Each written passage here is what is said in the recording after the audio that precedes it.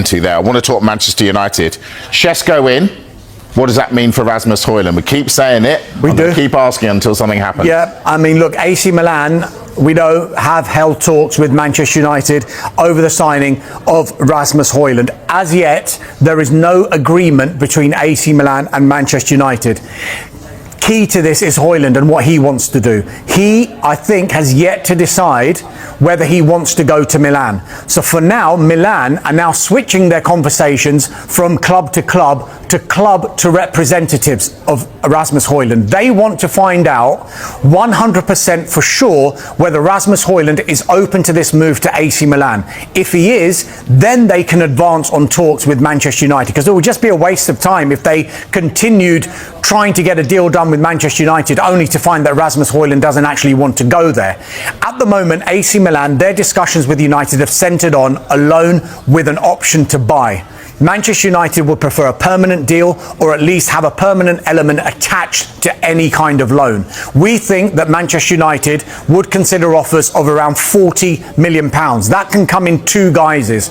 If they sell him permanently and the deal is £40 million, or if it's a loan with an option and there might be a loan fee, say, of around £5 or £6 million, and then the option price is then taken off what they would have paid for the loan fee, so around £35 or £34 million. So again, this is one that is up in the air, but I think it has been made clear to Rasmus Hojlund not only what Manchester United's transfer activity has been so far, because they brought in Benjamin Sesko, but also their team selection, particularly in that game against Fiorentina. They left him on the bench. He was an unused substitute. Mason Mount played as a false number 9, and if that is not a message to say to you, you're probably not in the plans, I don't know what is. No, indeed. All right. Who else has been linked with exits? We know the players. What's going on with Sancho?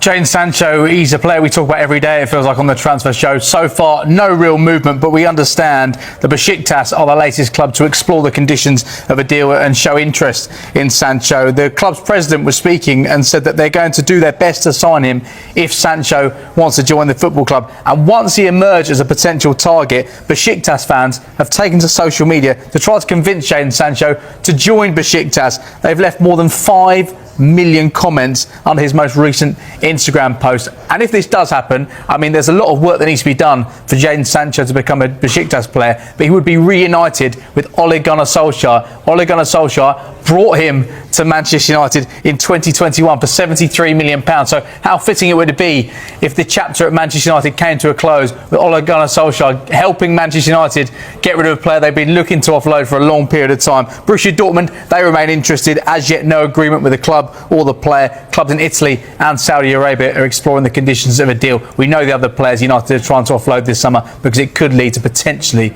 more incomings. 5 million comments, just like after a transfer show, but not one of them any good. Right, Baleba. Can the United fans believe they'll get Baleba? It's difficult.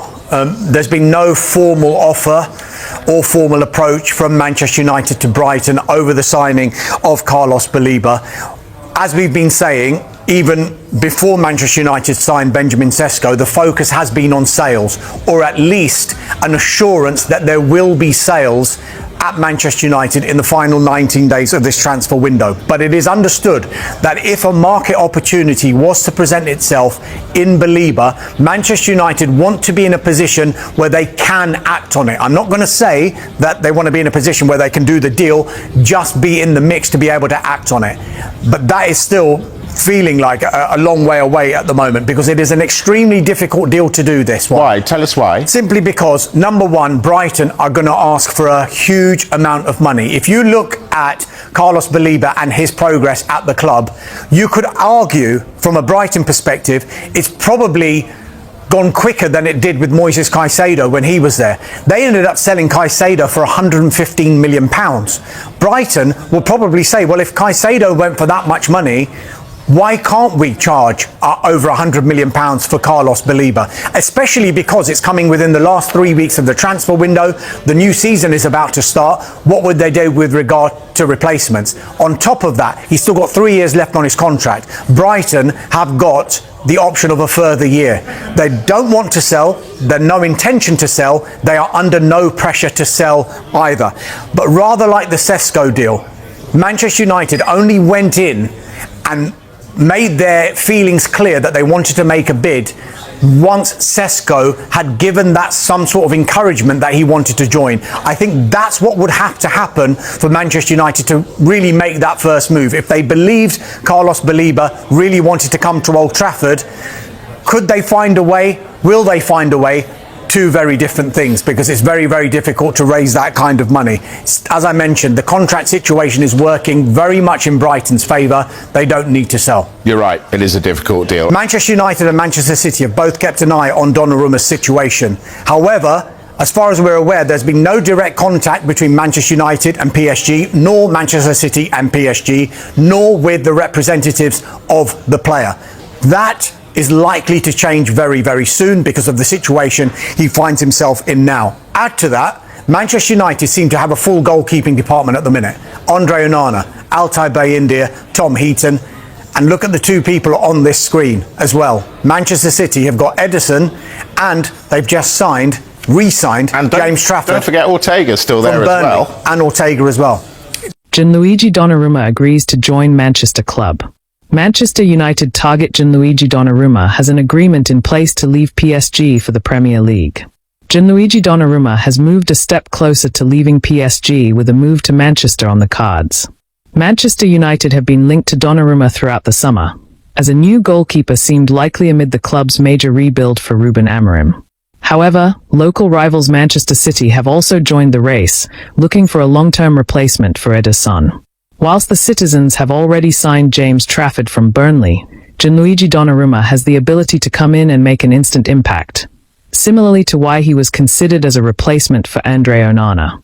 With the talented shot-stopper's relationship with PSG collapsing, the Premier League has emerged as the most likely destination for Donnarumma.